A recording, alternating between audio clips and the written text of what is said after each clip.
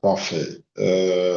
C'est un vrai plaisir pour moi d'être là ce soir à la maison. C'est important de le dire.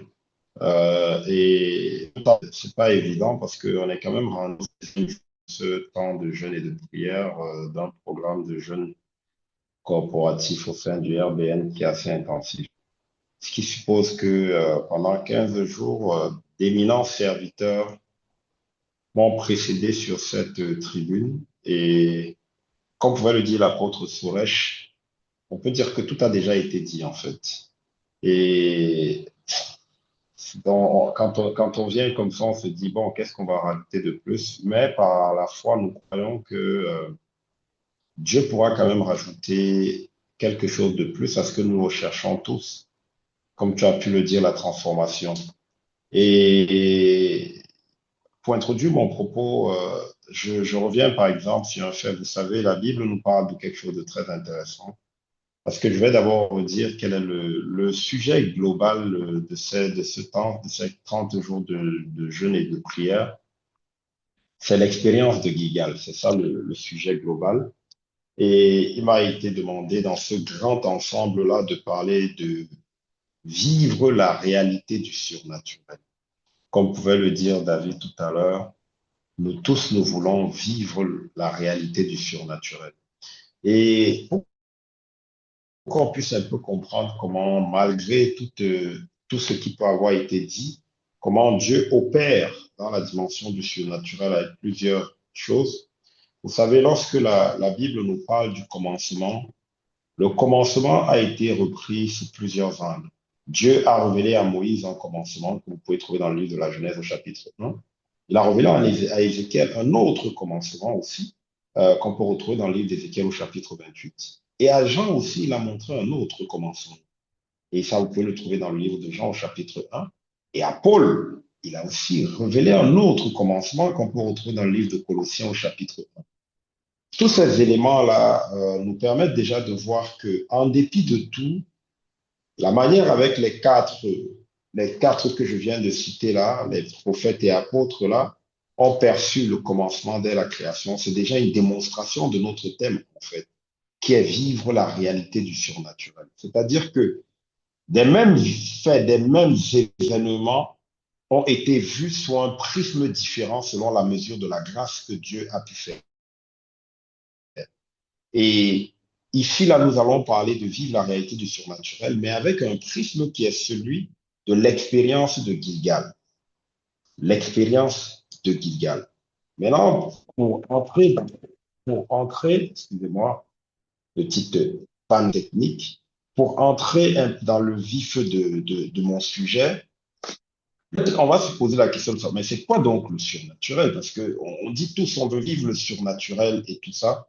Excusez-moi, juste une seconde que je remette un peu en place ma petite, mon petit support.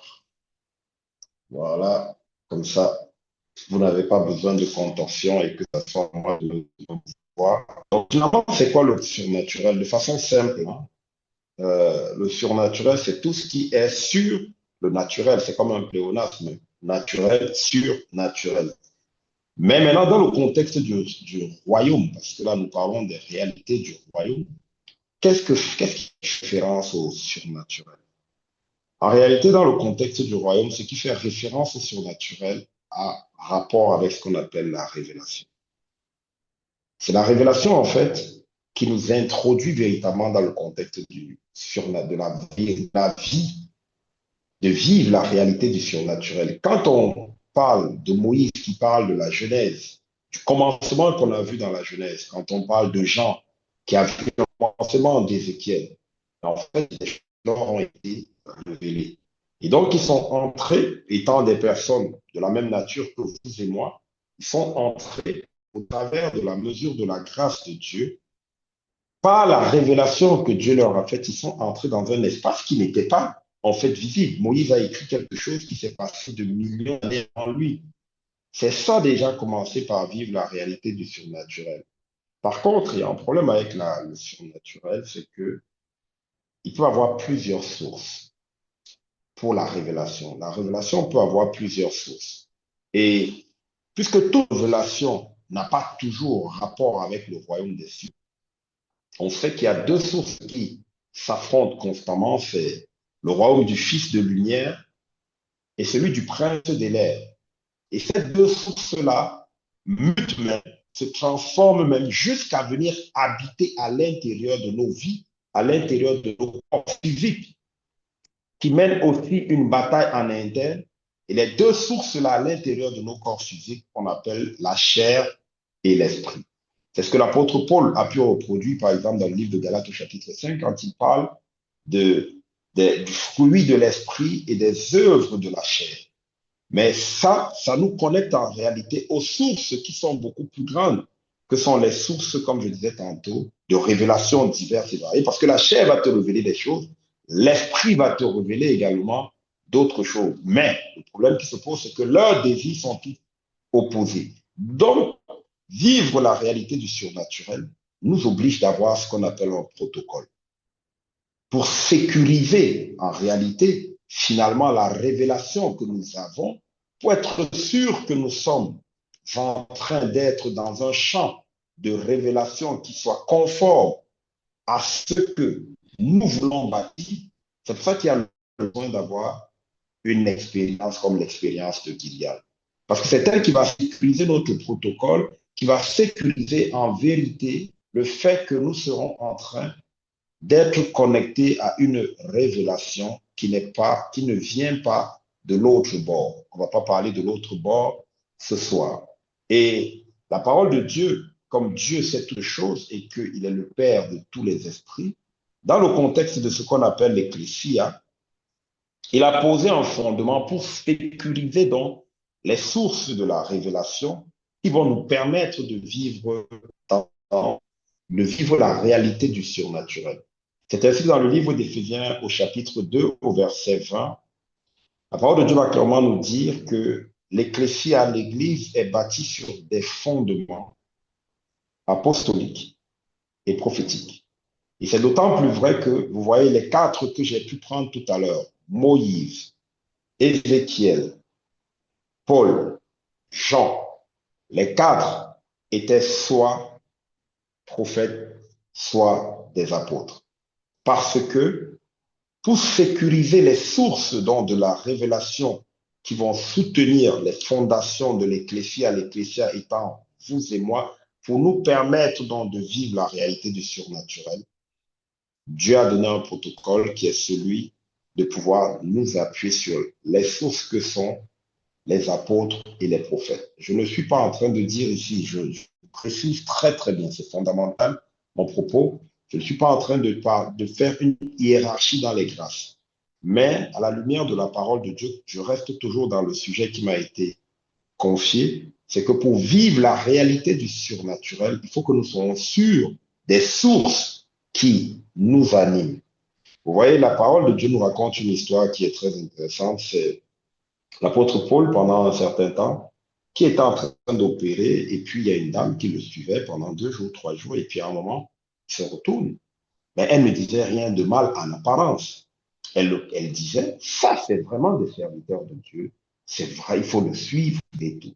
Mais quand vous lisez, l'apôtre Paul finit par lui demander de se taire en s'en prenant à la source qui était en elle, qu'on a appelée l'esprit de Python.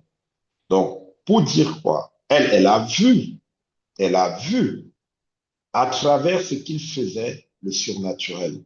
Elle a vu le surnaturel se mouvoir. Mais, il y a un mais, les sources n'étaient pas bonnes.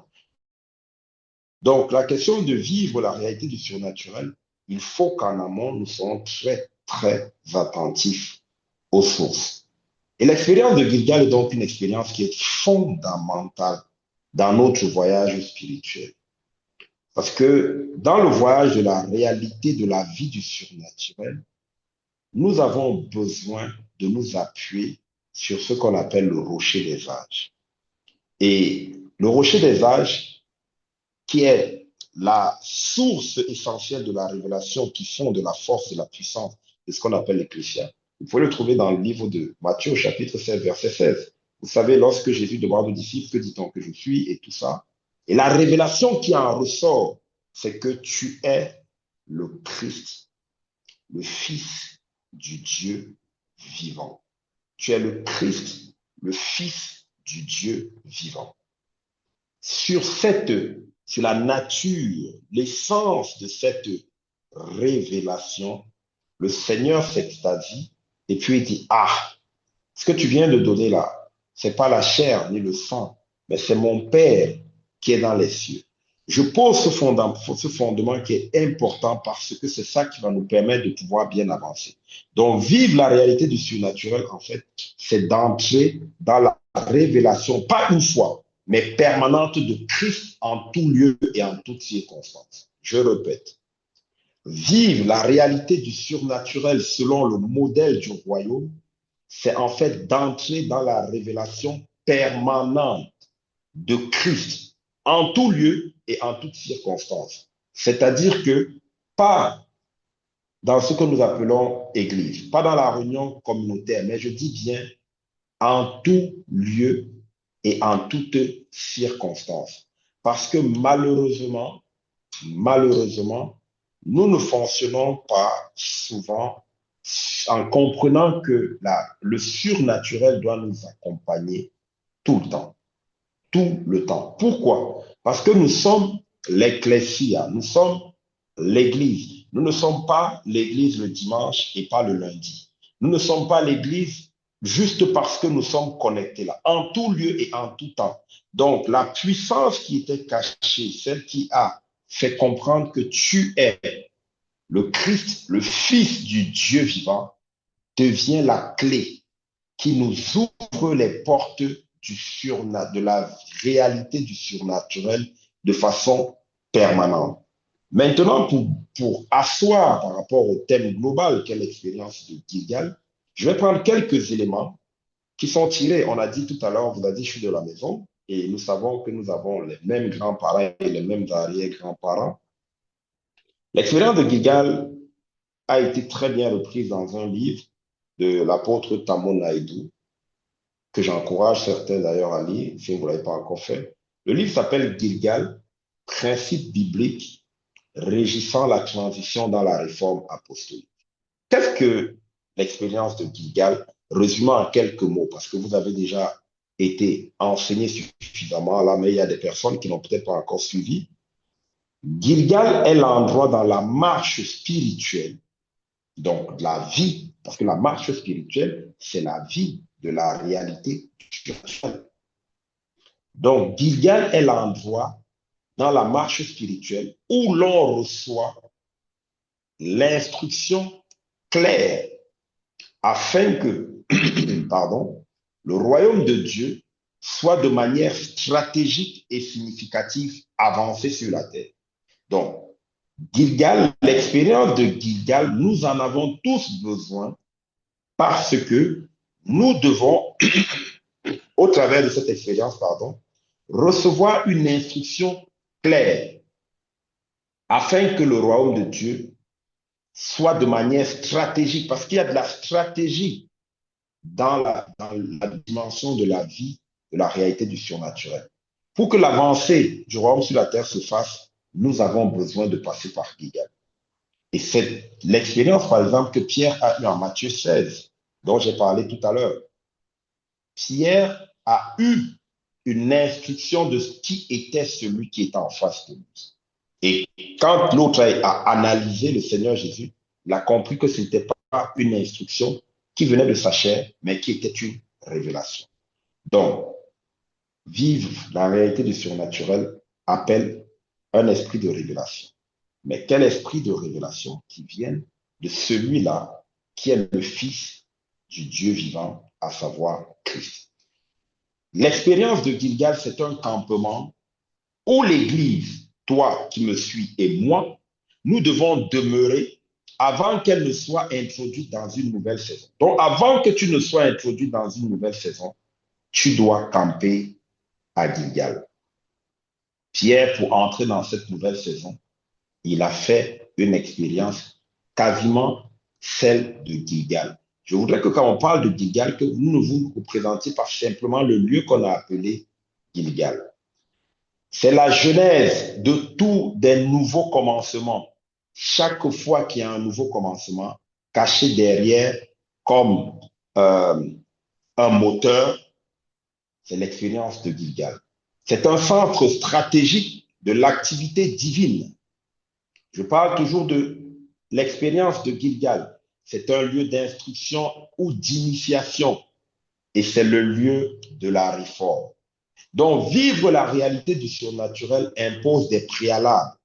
C'est que les principes que je viens de vous citer là soient établis chaque fois en nous, en fonction des saisons et en fonction des projets que l'Éternel est en train de déployer pour nos vies. Donc, le surnaturel, finalement, n'est donc pas la magie. En fait, c'est ce qui sort de nous après que ces principes-là aient commencé à agir en nous. Mais la vérité, c'est quoi? C'est que ces principes vont faire quoi? En fait, ils vont faire sortir des choses qui sommeillaient à l'intérieur de nous.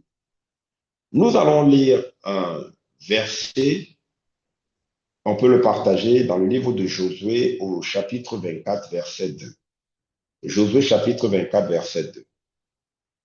Ici, là, Josué a réuni le peuple et il est en train de leur parler d'Abraham, qui n'est pas encore devenu Abraham, d'Abraham. Il dit, en fait, Abraham, on découvre à travers ça qu'en fait, le père d'Abraham, Terah, était idolâtre. C'est-à-dire qu'il servait d'autres dieux. Mais avant Genèse 12, Abraham avait une vie ordinaire. De la même manière que chacun d'entre nous, avant peut-être que tu n'aies rencontré le Seigneur. Il avait une vie naturelle, Abraham.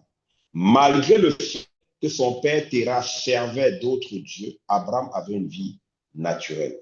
Il n'avait pas la vie de la réalité du surnaturel. Merci, David. Je dis à tout le peuple que vous pouvez le lire, je ne vais pas le lire. Mais quand on lit, si vous lisez très bien le verset, la parole fait mention de quelque chose d'important ici. C'est que on dit, il était idolâtre, mais il était de l'autre côté du fleuve. De l'autre côté du fleuve, c'est une information qui nous permet de comprendre que l'expérience de Gilgal n'avait pas encore eu lieu. Traverser le fleuve est une source d'immersion, comme dans un baptême de purification ou de transformation. N'oubliez pas, nous avons parlé tout à l'heure d'un certain nombre de principes qui doivent être trouvés. Traverser le fleuve équivaut à une circoncision, c'est-à-dire que ton vrai était caché. Donc, quand il parle d'Abraham, en fait, il dit, quand Abraham était de l'autre côté du fleuve, son père Terah était idolâtre. Mais maintenant, quand vous allez au verset 3, Josué apporte une information qui est très intéressante, c'est que c'est à la suite du verset 2, et c'est Dieu qui parle par Josué, et Dieu dit, je prie, c'est Dieu qui dit, comme si j'ai pris Abraham maintenant de l'autre côté du fleuve. C'est moi, Dieu, qui ai fait ça. J'ai pris Abraham de l'autre côté. Ça, c'est une histoire. Si tu étais présent physiquement à ce moment, tu aurais juste vu que Dieu a fait sortir Abraham, il l'a fait passer de l'autre côté. C'est une histoire empirique. Et tout à l'heure, David a dit quelque chose de très important. Les faits bibliques, ce n'est pas des histoires imaginaires pour faire dormir les enfants. En réalité, il y a des faits empiriques, c'est-à-dire que si tu étais physiquement présent à ce moment, tu aurais vu des choses. Mais si tu ne vis pas la réalité du surnaturel, tu n'aurais pas compris ce qui se passe derrière, ce que j'appelle le dashboard. Ce qui se passe comme quand vous avez votre ordinateur, ce que le microprocesseur fait derrière. La vie du surnaturel, en fait, c'est de rentrer au-delà de ce qui est perceptible par tout le monde, mais de commencer à voir les réalités, parce qu'un software, on ne le voit pas. Un processeur, vous ne le touchez pas, mais il travaille. J'ai un portable devant de moi, il y a un hardware, il y a quelque chose qui est qu'on touche, mais la vérité, c'est que la technologie est cachée dans ce corps. C'est ce que la vie du surnaturel va nous aller voir. Regardez donc comment on va balader notre regard au travers de la vie du surnaturel, par exemple. Le Seigneur nous dit donc, je prie Abraham qui était de l'autre côté. Il s'agit d'une réalité physique, Mais en réalité, cette simple phrase, j'ai pris Abraham qui était de l'autre côté, elle est en train de donner une information spirituelle de masse.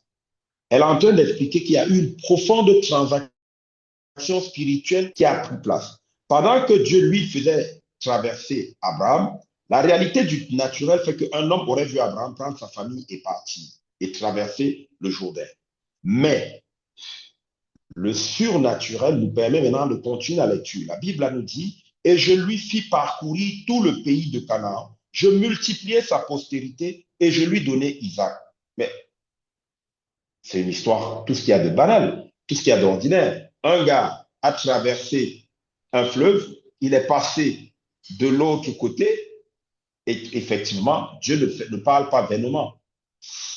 Dieu n'est pas là en train de nous raconter une histoire de quelqu'un qui l'a pris pour se balader, pour traverser un pont, je ne sais pas moi, pour traverser la Seine ou passer de l'autre côté de la Seine pour vous qui êtes en France. Non, Dieu ne nous raconte pas des histoires. Dieu est en train de nous donner une information spirituelle très, très intéressante. Dans le naturel, c'est un peu léger cette histoire. Il a fait traverser et tout ça, il lui a donné Isaac. Mais maintenant, qu'est-ce que ça nous donne dans le spirituel? Pour bien comprendre, nous allons aller chercher dans le livre de la Genèse, chapitre 17, à partir du premier verset jusqu'au deuxième verset. On ne va pas le lire, si on va partager, vous pouvez le lire, compte tenu du temps qui est imparti. Dans Genèse chapitre 17, à partir du verset 1 et 2, on apprend que Dieu se révèle en tant que le Dieu tout-puissant à Abraham. C'est Dieu qui se révèle à Abraham en disant, je suis le Dieu. C'est à Abraham, je précise très bien, il se révèle à Abraham, pas à Abraham. Et il établit une alliance avec lui. En fait, dans cette alliance se trouvent des promesses qui sont conditionnées. Si au milieu de nous, il y en a qui ont fait un peu de droit, vous allez comprendre, dans le droit, il y a ce qu'on appelle des contrats avec des clauses suspensives. C'est-à-dire, pour que le contrat s'accomplisse, il faut respecter un certain nombre de choses. Et ça, c'est ce que Genèse 1, 2, et mon alliance entre toi et moi. Ça reste une histoire qui ne nous dit encore rien d'intéressant. Maintenant, en Genèse 17, versets 3 à 7, les effets maintenant de l'alliance commencent à se révéler. Et j'insiste vraiment sur le mot se révéler. Parce que le surnaturel est attaché à la puissance de la révélation, à la puissance. L'Église est bâtie sur la puissance d'une révélation de l'identité de qui était Jésus. Donc, sans l'esprit de révélation, il n'y a pas de vie du surnaturel. Sauf si vous êtes de l'autre bord. Mais dans le royaume, c'est l'esprit de révélation. Et ceux à qui Dieu a donné les fondements pour pouvoir construire cela, c'est les apôtres et les prophètes. Donc, verset 8, on découvre finalement que Abraham, quand Dieu était en train de lui parler là, Abraham était déjà à Canaan. Donc Dieu l'avait déjà fait traverser. En fait, on comprend une chose. Dieu a fait traverser non pas Abraham, mais Dieu a fait traverser Abraham. Et c'est parce qu'il était en train de le faire traverser qu'Abraham était en train de faire son expérience de Gilgal pour que maintenant Dieu puisse venir poser les fondements d'une alliance avec lui. S'il en était de l'autre côté, Dieu ne serait pas en train de bâtir l'alliance avec Abraham parce que le fondement de l'alliance ici est lié à l'expérience de Gilgal. On apprend donc qu'il est déjà à Canaan quand vous allez lire le verset 8. Et en même temps, le même verset nous enseigne quelque chose. C'est qu'un décret de naturalisation vient d'être signé. Parce qu'on dit à Abraham, toi qui es étranger dans cette terre, en fait, c'est comme si Dieu lui dit, je te donne maintenant la nationalité de cette terre. Si vous allez lire le journal de cette année-là, le journal céleste, vous allez le journal officiel, le JO, pour ceux qui font du droit, c'est une boutade que je donne là, vous allez découvrir que Abraham a acquis la nationalité cananéenne dès cet instant. Dans toute nation, vous savez pourquoi Dieu est obligé de faire ça? Parce que dans toute nation, vous savez qu'il y a toujours une différence administrative entre un étranger et un natif. Pour vous qui êtes en France, et dans d'autres territoires. Vous voyez très très bien que pendant que vous avez un statut d'étranger, il y a des choses auxquelles vous n'avez pas droit. Et c'est de ça que l'apôtre Soresh, toujours sur cette plateforme, parlait, où il mettait l'accent sur le fait qu'il y a l'héritage et la possession. Il y a des choses qui sont réservées à ceux qui ont la nationalité par la filiation. Mais il y a des choses qui ne sont pas réservées. Je prends un exemple tout simple. Vous pouvez être en France, très engagé dans la vie de la nation, mais si vous êtes étranger, vous ne pouvez pas être investi par un parti politique pour pouvoir être un élu, alors que vous vivez la réalité du pays. Si vous êtes en France, si vous n'avez pas la nationalité française, vous ne pouvez pas être avocat. Si vous êtes en France, vous n'avez pas la nationalité, vous ne pouvez pas être expert comptable, malgré toutes les études que vous avez pu faire. Pour dire quoi? Dieu était en train, ainsi, dans le surnaturel, d'ouvrir tous les droits qui étaient cachés dans l'alliance, c'est-à-dire dans l'héritage pour Abraham. Rien qu'en lui disant que tu étais étranger et les choses changent. Voilà ce que la réalité du surnaturel nous donne dans notre méditation déjà de la parole. Parce que ce n'est plus un livre d'histoire, ce n'est plus un livre politique, ce n'est plus un truc où on lit, c'est comme si c'était l'histoire de personnes comme ça. Non, on commence à avoir des clés, d'où la question fondamentale de la révélation. Maintenant, dans le livre de la Genèse, au chapitre 17, toujours, au verset 22 à 24, vous voyez qu'on évolue dans la hiérarchie avec la circoncision. Qui a fait la circoncision? C'est Abraham lui-même qui a fait sa circoncision. Abraham, on comprend qu'au travers de la circoncision, Dieu donne encore d'autres éléments qui nous permettent de comprendre Gilgal est passé par là.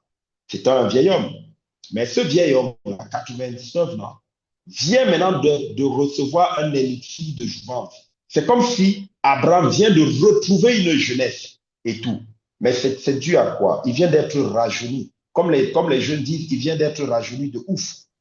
Mais pourquoi? Parce que les éléments que j'ai cités tout à l'heure, qui sont liés à l'expérience de Gilgal, jeunesse de nouveau commencement, Dieu ne va pas commencer avec toi pendant que tu es vieux, même si physiquement tu réfléchis. Centre stratégique de l'activité divine, c'est Dieu qui dit, j'ai fait ceci avec Abraham. Lieu d'instruction, Dieu instruit Abraham aux perspectives de ce qu'il va recevoir.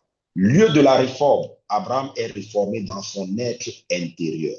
Tous ces éléments sont réunis pour clairement pouvoir dire, nous voyons que l'expérience de Gilgal a pu se faire. Donc, lorsque dans le livre, vous voyez, on était dans Josué 24, mais on a fait un rétropédalage pour venir dans Genèse 17 et tout. Donc, lorsque Josué, au chapitre 24, réunit le peuple au verset 3, maintenant, il est en train d'expliquer ce qui s'est passé, on comprend que lorsque Dieu disait, je lui fis parcourir tout le pays, parce que c'est ce que Dieu a dit, je lui fis parcourir tout le pays de Canaan, je multipliai sa postérité et je lui donnai Isaac. Maintenant, Dieu est en train de parler de la réalité du surnaturel dans laquelle il a plongé Abraham. Pourquoi? Parce que le naturel fait que quoi? Dieu ne pouvait pas être en même temps en train de lui donner une postérité à cet instant parce que, vous savez, dans le naturel, il y a deux présidents. Il y a deux présidents. Vous pouvez trouver ça dans le livre de la Genèse, chapitre 1, verset 14 à 18. Il y a deux présidents. Il y a Madame la Lune et il y a Monsieur Soleil.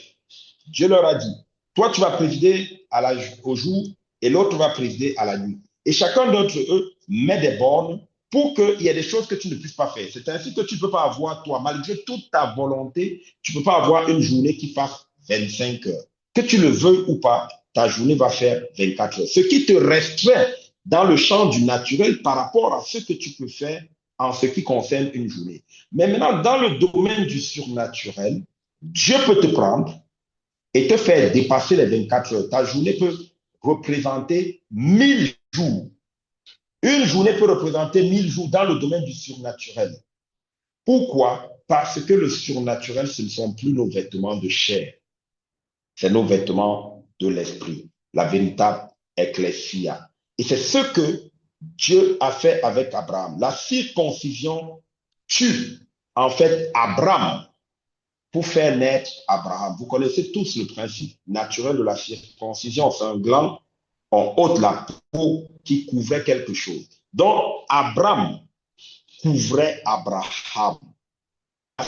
Quand Dieu le prend, c'est pour enlever le prépuce là pour que Abraham sorte.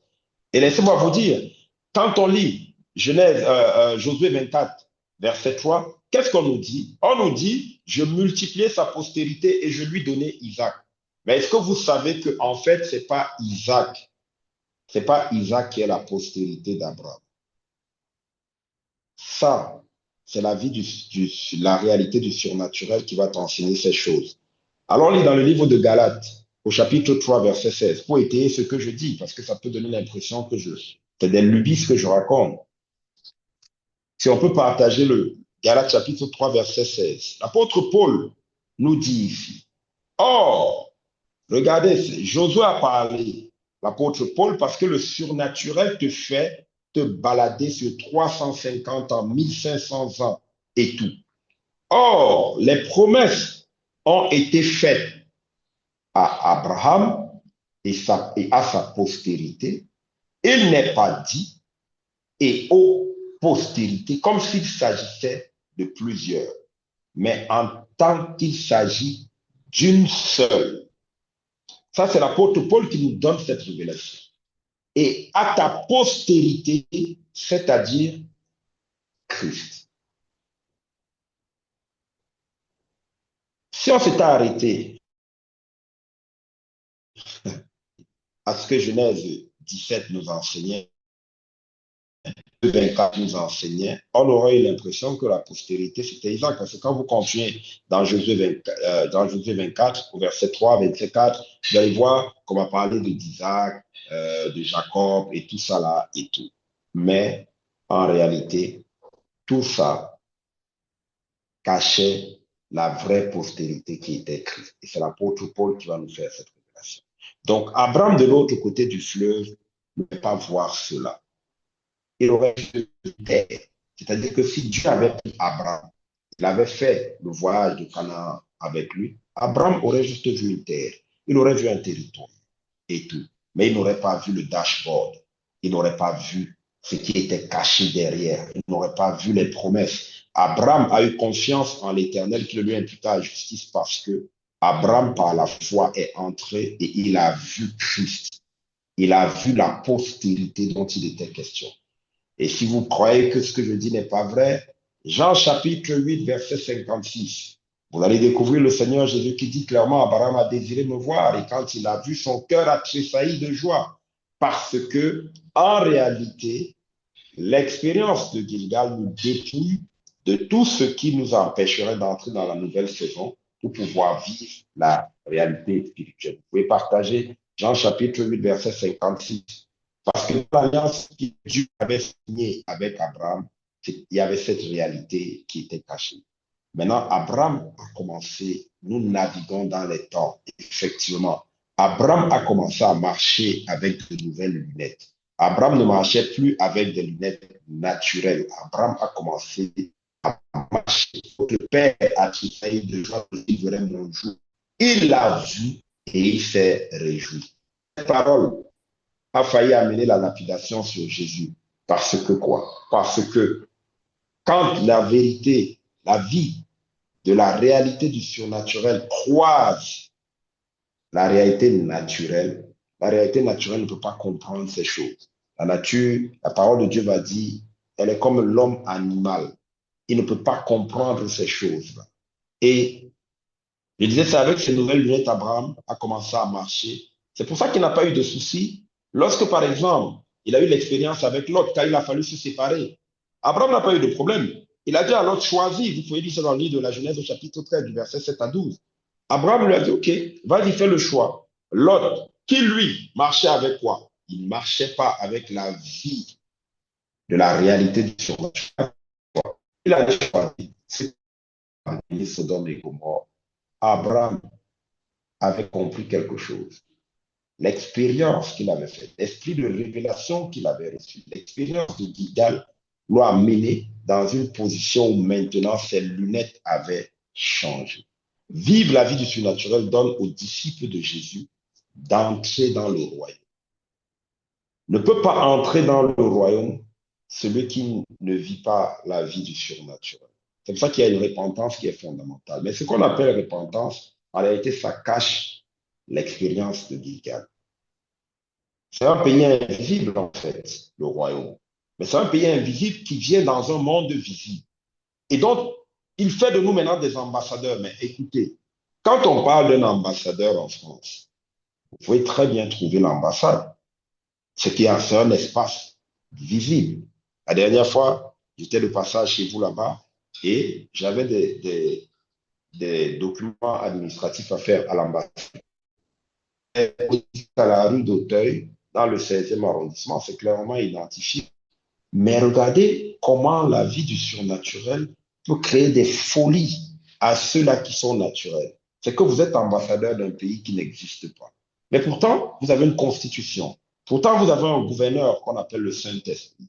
Pourtant, c'est un pays réel. La preuve en est que dans le livre de Jean au chapitre, dans le livre de Luc au chapitre 17, verset 21, on dit, le royaume est au milieu de vous. Mais il est où? Il est où? Parce que vous devenez au travers de la vie du surnaturel, vous devenez ambassadeur d'un pays qui n'existe pas dans la dimension naturelle, mais qui a tous les attributs, qui a des habitants, qui a l'héritage, qui a toutes les perspectives. Un pays dans lequel l'or et l'argent appartiennent au roi des rois. Un pays dans lequel, en vérité, vous avez un héritage. Voilà. Car le royaume, donc la vie du surnaturel ne peut pas être vécue quand vous n'êtes pas entré dans le royaume. Nicodème est parti voir Jésus un soir. Nicodème n'est pas n'importe qui. Nicodème, c'est un docteur de la loi. Ça veut dire quoi quand on dit un docteur? Ça veut dire que c'est les gens qu'on a considérés comme étant les gens qui maîtrisent la loi. Il est allé voir Jésus. Il lui a dit, quand on t'écoute là, on comprend qu'en fait, tu ne peux pas être un homme ordinaire. Tu as dû être envoyé par Dieu très haut. Et pendant que lui parle de ces choses, Jésus n'est pas impressionné par ça.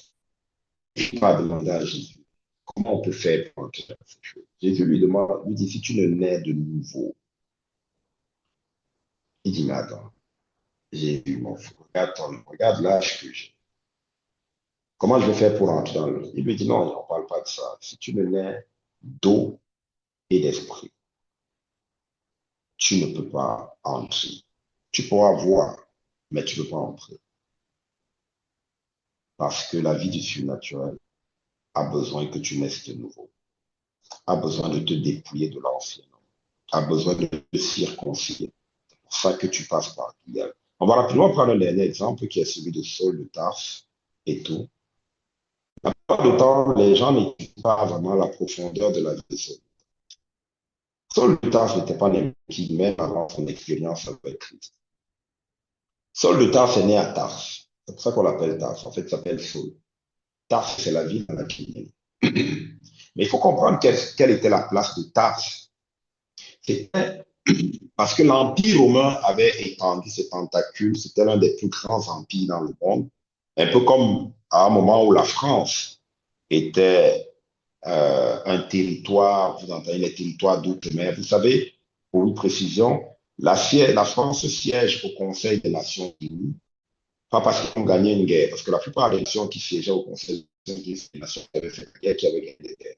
La France siégeait au Conseil des Nations Unies pour une raison qui est très simple, c'est que son territoire marin était très conséquent. Mais quel était son territoire marin? En fait, c'était la France avec ses colonies. Pourquoi je parle de ça ici? Parce que l'Empire romain était énormément intense. C'est-à-dire qu'on pilotait tout de Rome, mais c'est pour ça que vous entendez en Israël, il y avait Hérode, Pilate, tout ça là. C'était quoi? C'était des gouverneurs. Mais c'était une image prophétique de ce que le royaume est en réalité. Le royaume est dans la même position. Dieu est dans les cieux et par le Saint-Esprit, il utilise le gouverneur pour maintenant avoir des représentants que nous sommes sur la terre. C'est un pays invisible, donc il y a des représentants visibles dans un territoire visible. C'est pour ça que moi, vous dites, vous êtes dans le monde, mais pas du monde.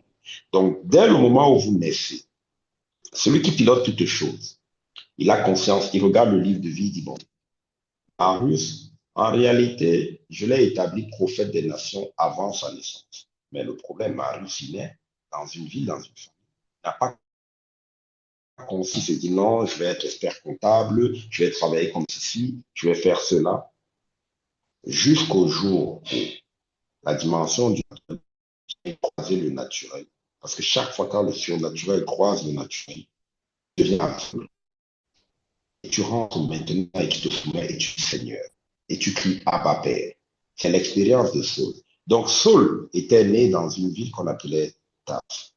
Et Taf était l'une des métropoles les plus bouillantes de tout l'Empire romain.